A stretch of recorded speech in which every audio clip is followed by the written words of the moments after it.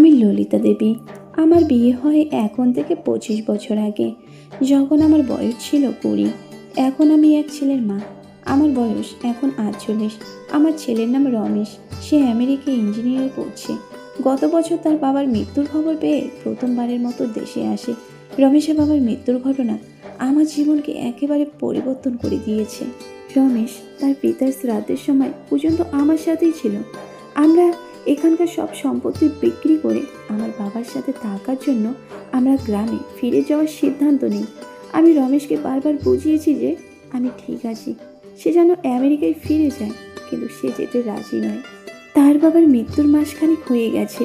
আমি বুঝতে পারছি রমেশ আমার সাথে অনেক বেশি মেলামেশা করছে। সে সবসময় আমার চারপাশে থাকতে পছন্দ করে, আমার সাথে লেগে থাকতে এবং আমাকে জড়িয়ে ধরতে পছন্দ করে। আমি ধরে নিলাম ছেলে হয়তো আমায় একটু বেশি যত্ন নিতে চায় এবং সে আসলেই আমার অনেক কেয়ার করতে থাকে। কিন্তু সপ্তাহ ছয়েকের মধ্যে আমার বাবা আমার কাছে আসে, আমার ভবিষ্যৎ নিয়ে কথা শুরু করে। আমি বাবাকে বলেছি আমার ছেলে এখন আমার ভবিষ্যৎ। বাবা আমাকে বলে তোমার ছেলের ভালোর জন্যই আবার তোমার বিয়ে করা উচিত। আমি বাধা দিয়ে বলি না বাবা, আমি আর বিয়ে করতে পারবো না, তুমি এই ব্যাপারে আর কথা বাড়িও না। কিন্তু তারপরও বাবা আমাকে বোঝাতে থাকে, ব্যাখ্যা করতে থাকে কেন আমার সন্তানের ভালোর জন্যই আমাকে আবার বিয়ে করা দরকার। আমি তখন চিন্তা করলাম এই ব্যাপারে রমেশের মতামত কি হতে পারে তা জানা দরকার। বাবা বলল যে রমেশের সাথে কথা হয়েছে, সে এই প্রস্তাবে রাজি, কেবল রমেশই এই প্রস্তাবের পক্ষে আছে। আমি খুব আহত হলাম যে রমেশ আমার ছেলে আমার বিয়ের জন্য মত দিয়েছে। আমার ধারণা হলো যে রমেশ হয়তো ভেবেছে আমি তার প্রস্তাবে রাজি হয়ে যাব। আমি বাবাকে বললাম ঠিক আছে, রমেশ যদি বলে তবে আমি এই প্রস্তাবে রাজি, কিন্তু রমেশ কোথায় আমি তার কাছে জেনে নিতে চাই। বাবা বলল সে বাজারে কিছু সদাই করতে গেছে। আমি বাবার চোখে হাসির ঝিলিক দেখতে পেলাম। আমি বাবাকে বললাম যাই হোক, আমি আর একটু নিজের সাথে বুঝে নিই, যদি এমন কাউকে পাই। বাবা বাধা দিয়ে বলল আরে না, আমি ইতিমধ্যে একজনকে পছন্দ করে ফেলেছি। আমি খুব অবাক হলাম, বললাম রমেশ কি তাকে চেনে? বাবা বলল অবশ্যই চেনে। আমাদের মাঝে তখন নীরবতা চলছে। আমি বুঝতে পারছি না যে আমার ছেলে এবং বাবা কিভাবে পূর্ণ বিয়ের জন্য একমত হচ্ছে। আমি খুব হতাশ হলাম যে তারা ধরেই নিয়েছে যে আমি তাদের খুব জ্বালাতন করব। আমি বাবার কাছে জানতে চাইলাম ঠিক আছে বাবা, এখন বলো কে সেই ব্যক্তি? বাবা বলল এটা বলার কিছু নাই, তুমি তাকে ভালো করেই চেনো। আমি আমার চারপাশে সম্ভাব্য সব লোক নিয়ে চিন্তা করলাম, কিন্তু বুঝতে পারলাম না। আমি বিরক্ত হয়ে বললাম আমি বুঝতে পারছি না, তুমি বলো কে সেই লোক? বাবা বলল সে হলো রমেশ। আমি জানতে চাইলাম কোন রমেশ? বাবা বললেন তুমি কয়টা রমেশকে চেনো? আমি ভেবে দেখলাম কেবল একটা রমেশকেই চিনি, সে আমার নিজের সন্তান রমেশ। বাবা বলল হ্যাঁ, সেই তোমার বর। আমি খেপে গেলাম, বললাম বাবা এই কথা তুমি আর মুখেও আনবে না। বাবা বলল আমি তোমার সাথে খামখেয়ালি করছি না, রমেশই তোমার প্রতি। কি? আমি বললাম রমেশ আমার নিজের ছেলে, ও গড। বাবা বললেন দেখো ললিতা, সে এখন বড় হয়েছে, রমেশ এখন পুরুষ। আমি বললাম কিন্তু সে আমার নিজের রক্তের সন্তান, এটা কিভাবে সম্ভব? এটা কি হতে পারে? আমার মাথা ঘুরছে, আমি কিছু চিন্তা করতে পারছি না। বাবা আমাকে বলল রমেশ নিজে থেকেই আমাকে বলেছে যে সে তোমাকে বিয়ে করতে চায়। আমিও প্রথম মনে করেছিলাম যে সে খামখেয়ালি করছে, কিন্তু পরে বুঝলাম সে সত্যি সত্যি তা চাইতে পারে। আর তাছাড়া রমেশ পাত্রী হিসেবে তোকে সিলেক্ট করেছে। বাবা কিভাবে সম্ভব? এটা কি বৈধ এবং নৈতিক? বিয়ে হবে তার মায়ের জন্য। বাবা বললেন এটা হয়তো নৈতিক না, তবে আইনিভাবে সে একজন বিধবাকে বিয়ে করতে চাইতে পারে, আর আমিও তার কাছে আমার মেয়ে বিয়ে দিতে ইচ্ছুক। আমি বললাম কিন্তু সে আমার নিজের ছেলে, মা হয়ে নিজের ছেলের শয্যা সঙ্গিনী হতে হবে আমাকে। তুমি কিভাবে তার কথায় সম্মত হলে বাবা? যদিও তুমি সম্মত হতে পারো, কিন্তু আমি রাজি না। বাবা বললেন এটা অনেক দেরি হয়ে গেছে মামনি, আমি এগ্রিমেন্ট সাইন করে ফেলেছি। আমি বললাম, এগ্রিমেন্ট? কিসের এগ্রিমেন্ট? বাবা বললেন, এগ্রিমেন্ট হলো আমি আমার মেয়েকে রমেশের সাথে বিয়ে দেব, আর এই জন্য মোটা অঙ্কের টাকাও নিয়েছি। আমি অবাক হয়ে বললাম, কিন্তু এটা কি করে হতে পারে? আমি তার মা এবং তোমারও মেয়ে।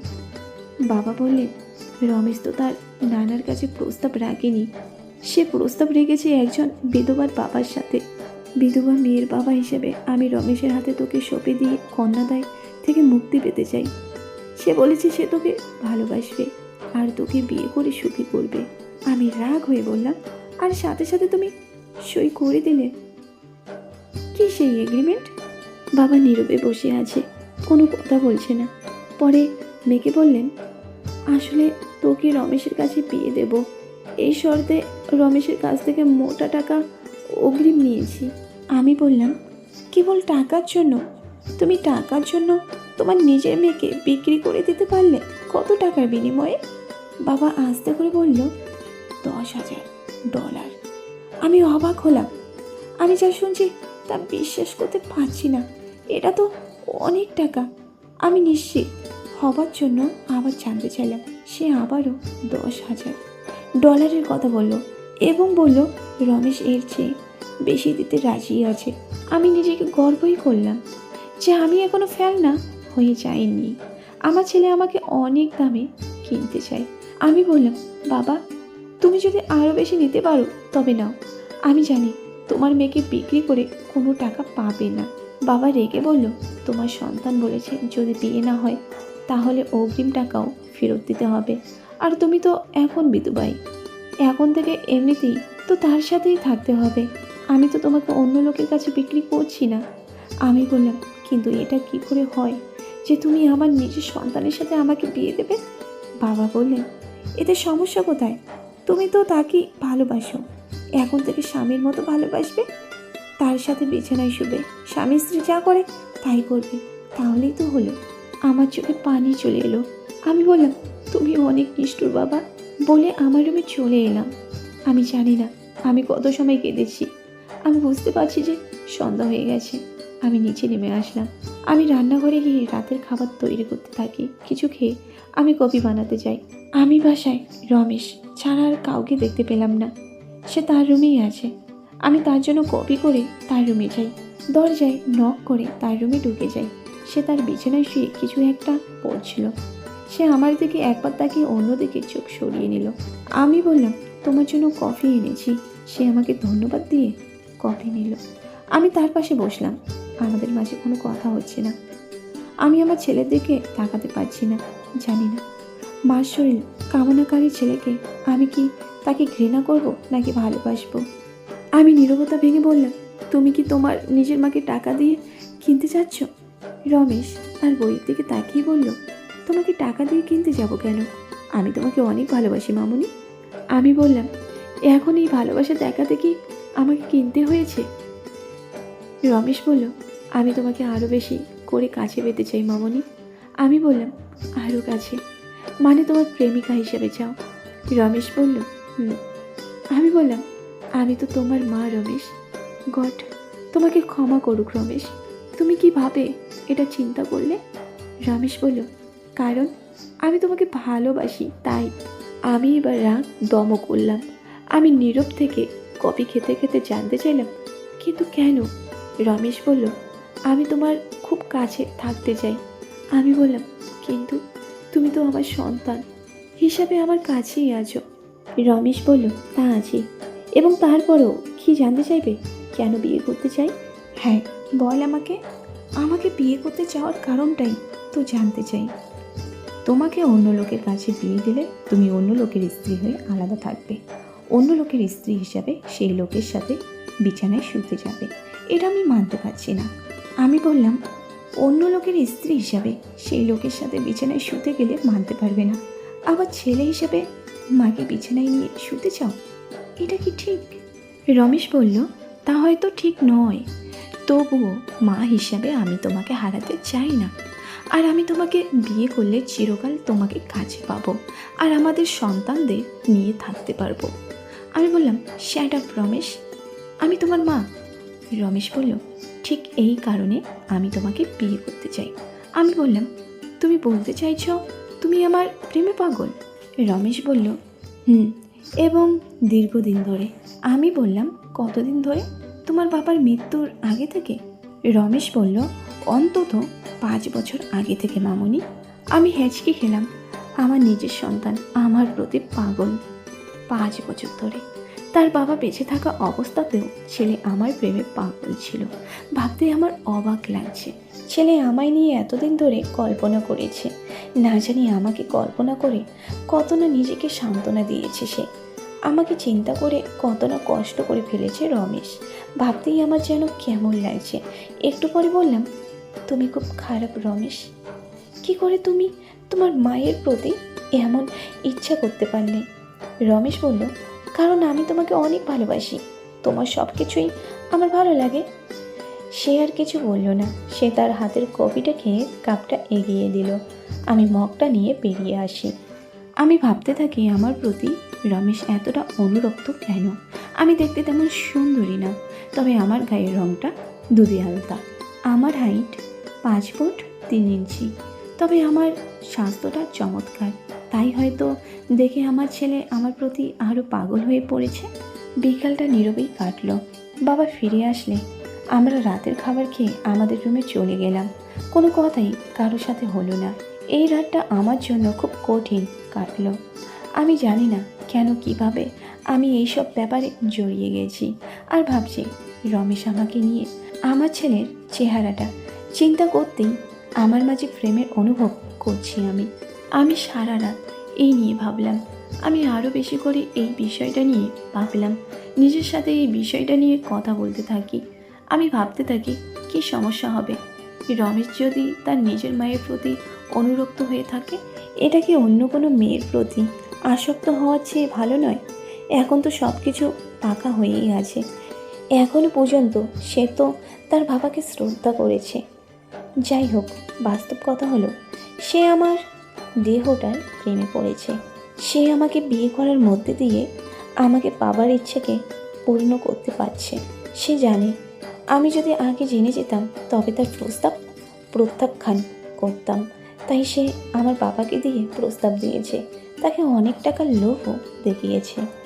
লোভী বাবা কি করতে পারে? তার তো টাকার দরকার। টাকা পাওয়ার এমন সহজ পথ কে ছাড়তে চাইবে? বাবার সারা জীবন এটা দিয়ে হয়তো ভালোই চলবে।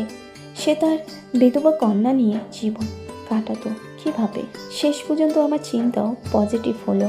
এটা মনে হয় আমার জন্য খুব খারাপ হবে না।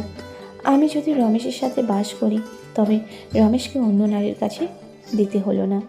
কেবল একটা জিনিসই করতে হবে, তার স্ত্রী হিসাবে বিছানায় যেতে হবে। সে আমার গোপন অংশগুলো যা তার জন্য নিষিদ্ধ ছিল তার অধিকার পেয়ে যাবে আমার স্বামী হিসাবে। এই কথা ভাবতে ভাবতে আমার মনটা আনচান করতে শুরু করলো। আমি বিশ্বাসই করতে পারছিলাম না যে আমি আমার সন্তানকে নিয়ে চিন্তা করলে আমার মনটা এমন হবে। সব কিছু পরিবর্তন হচ্ছে, আমার ভাবনাও। আমি কল্পনা করলাম যে আমার ছেলে আজ আমাকে আদর করছে, আমাকে ভালোবাসছে। এই ভেবে রাত্রি পার করি। আমি কল্পনাও করতে পারছি না যে আমার স্বামী চলে যাওয়ার 6 সপ্তাহের ভেতরে আমি অন্য পুরুষের কথা চিন্তা করতে কোনো খারাপ লাগছে না। এমনকি আমার নিজের ছেলের কাছে নিজেকে সঁপে দিতেও খারাপ লাগছে না। এর থেকে 5 দিন পর মন্দিরে গিয়ে আমার বিয়ের পর্ব সেরে আসি। রমেশ আমার কল্পনায় চলে আসে। আমি তাকে তার অবস্থায় থেকে চিন্তা করতে থাকি, কিন্তু আমার অনিচ্ছা সত্ত্বেও বাবার কারণে আমার রাজি হতে হলো। আমি আবার নিজেকে কুমারী মনে করতে থাকি। এটা যেন আমার প্রথম বিয়ে। কুমারীর মতো আমি খুব উৎফুল্ল অনুভব করছি, কারণ আমি দেখতে পাচ্ছি স্বামী হিসেবে আমার নিজের ছেলেকে। আমি কল্পনা করছি একটা হ্যান্ডসাম লোক যে কিনা 23 বছর আগে আমার কাছে থেকে এসেছে। আমি সিদ্ধান্ত নিলাম আমার ছেলেকে চমকে দেওয়ার জন্য আমার গোপন সম্পদ তাকে দেখতে দেব, যা সে আগে কখনো দেখেনি। তাই আমি দরজা বন্ধ করে জামা কাপড় পরিবর্তন করে নিলাম, যেন আমার মাথা থেকে পা পর্যন্ত আকর্ষণীয় মনে হয়।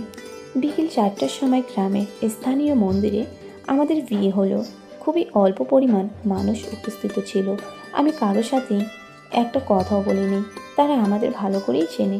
আমি রমেশের আনা একটা সিল্কের শাড়ি পরলাম। এটা দেখতে সেই শাড়ির মতো মনে হচ্ছে যখন আমি তার বাবাকে বিয়ের সময় পরেছিলাম। রমেশ তার বাবার বিয়ের জামা কাপড়ই পরেছে, এই কারণে তাকে দেখতে অনেকটা তার বাবার মতোই মনে হচ্ছে। যখন ব্রাহ্মণ তার মন্ত্রপাঠ শেষে পুজো করছে এবং শেষে রমেশ আমার গলায় মঙ্গলসূত্র বেঁধে দিচ্ছে, এটা একটা পুলকিত মুহূর্ত এবং সব শেষ করে সে আমার পাশে বসলো। নতুন বিবাহিত দাম্পতিরা যা করে আমরা তাই করলাম। আমার বাবা তার অভিভাবকের দায়িত্ব পালন করলো। সন্ধ্যার পরই বিয়ের কাজ শেষ হয়ে যায়। সবাই বাবার বাড়িতে বিয়ের খাওয়া খেতে চলে আসে। সবাই আমাকে এবং রমেশকে স্পেশাল চেয়ারে বসতে দেয়। প্রথম রাতের ঘটনা।